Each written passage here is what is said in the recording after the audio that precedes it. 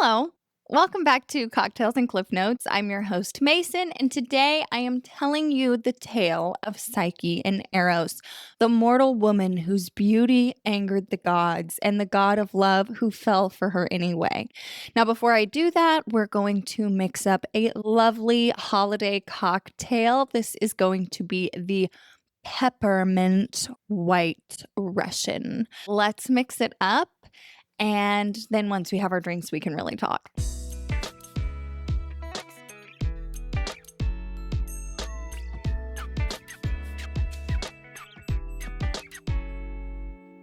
We're going to start with our blender full of ice. We're going to do 1.5 ounces of unflavored vodka.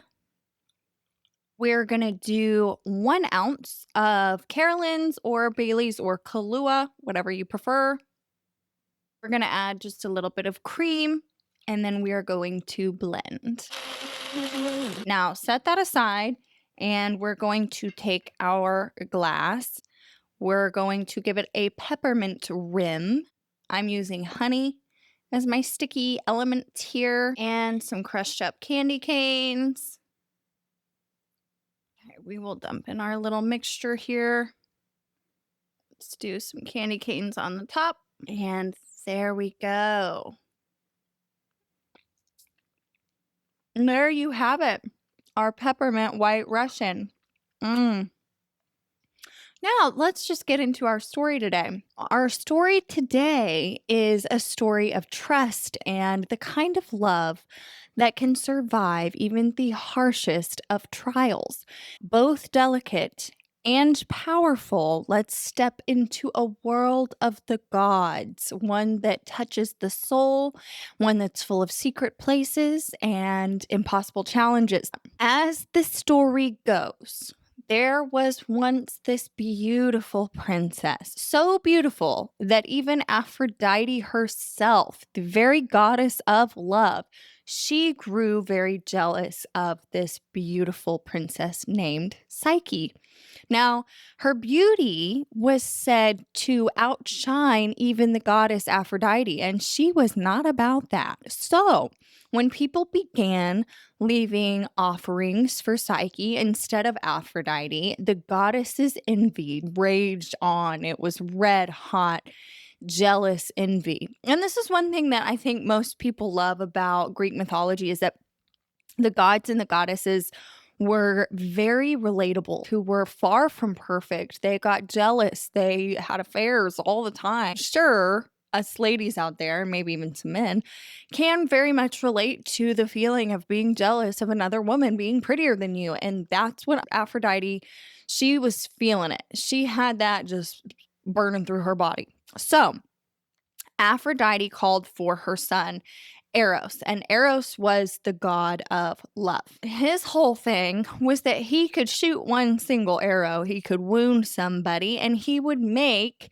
the gods and the mortals alike fall hopelessly in love with whatever or whomever. And so Aphrodite's like, hey, Eros, make that girl fall in love with the lowest, ugliest creature on earth. Eros took up his golden bow and he descended to the mortal world. But when he saw Psyche, he was like, damn, she's beautiful. He was startled by how pretty she was. And he actually ended up pricking himself with one of his arrows. So, with that, the god of love actually fell in love. Now, Psyche's life changed immediately. No mortal dared love her now because her beauty seemed almost cursed and no man felt worthy.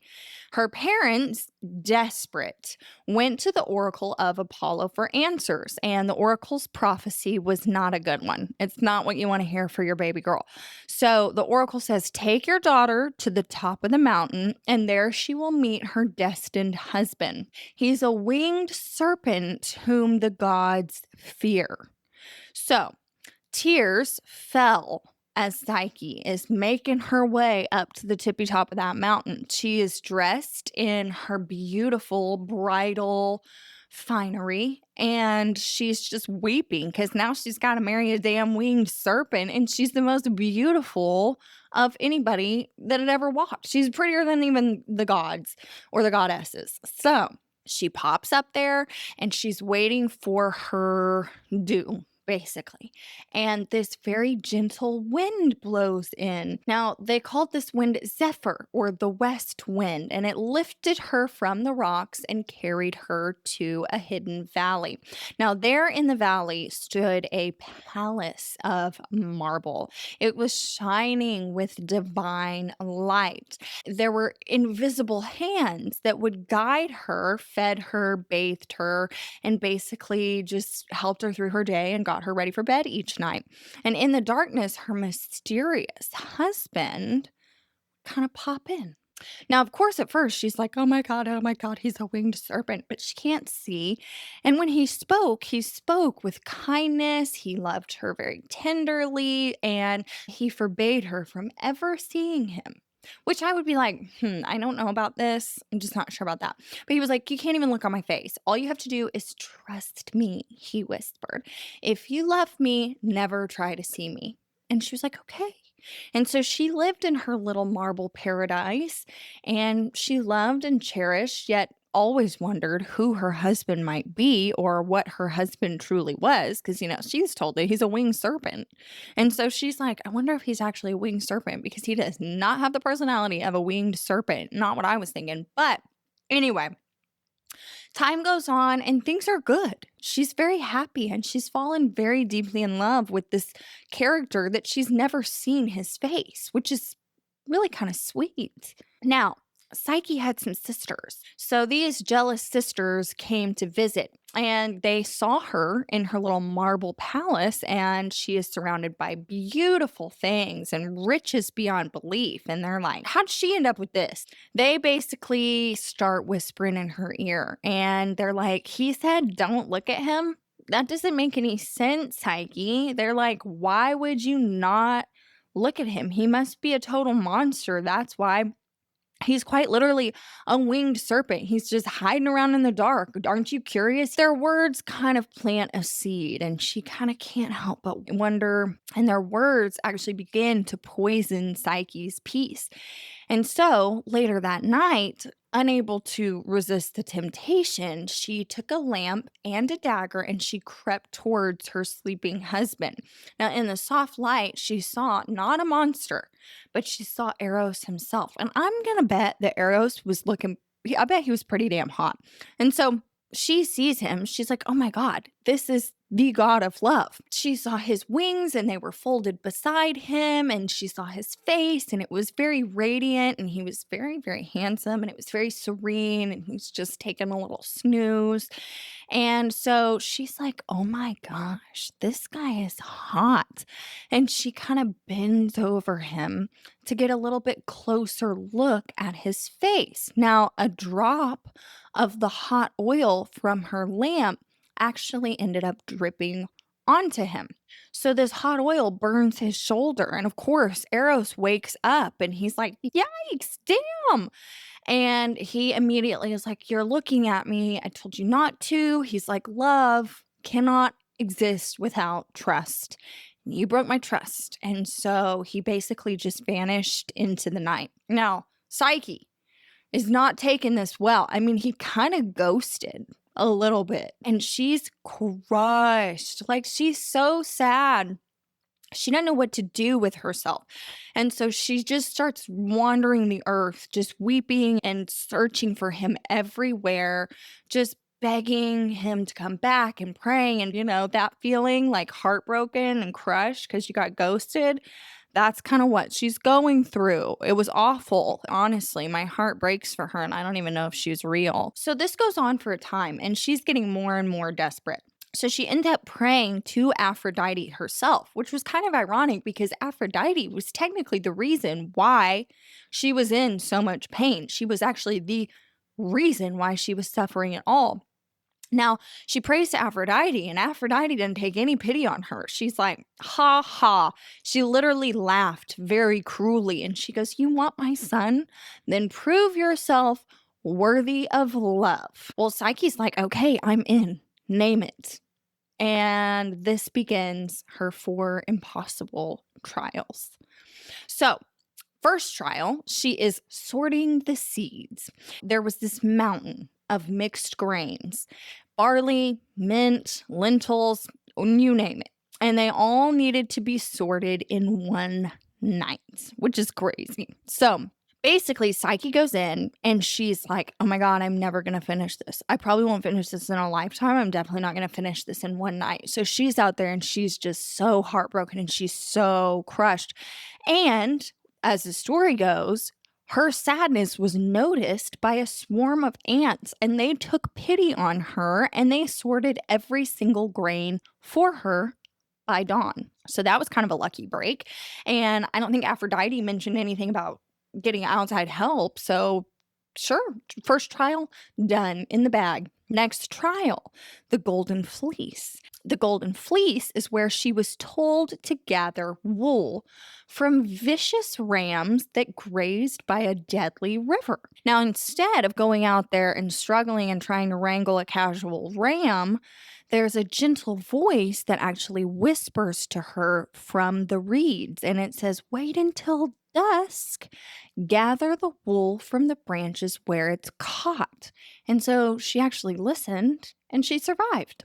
Well, still not good enough. She's got another trial. Now, this one is the waters of the underworld. So, in this particular trial, she actually has to climb a mountain guarded by dragons to fetch a flask of black water from the river Styx. Seems outrageous. Now, in this one, because now we've just got all these little creatures that are helping her, everybody must have had a meeting and was like, do what you got to do to get this girl through these trials. So, in this one, there's actually an eagle that was sacred to Zeus, and he swooped down and he actually filled it for her. So, clearly, everybody was on her side except for Aphrodite. Now we're making our way towards the last trial. Now, this trial was the box of beauty. And for her final task, Aphrodite was basically like, I need you to go to the underworld and I need you to bring back a jar of Persephone's beauty, but don't open it because it's mine. So Psyche goes for it. She just makes her way down there. But as she returns, she's exhausted and her exhaustion overcomes her. So, of course, as always happens when someone tells you not to open a box of beauty or something else, at some point you're just greatly tempted. And so she's all tired. And she's like, if I just had a touch of that beauty, maybe I would just be worth Eros's love again. I should go ahead and open it.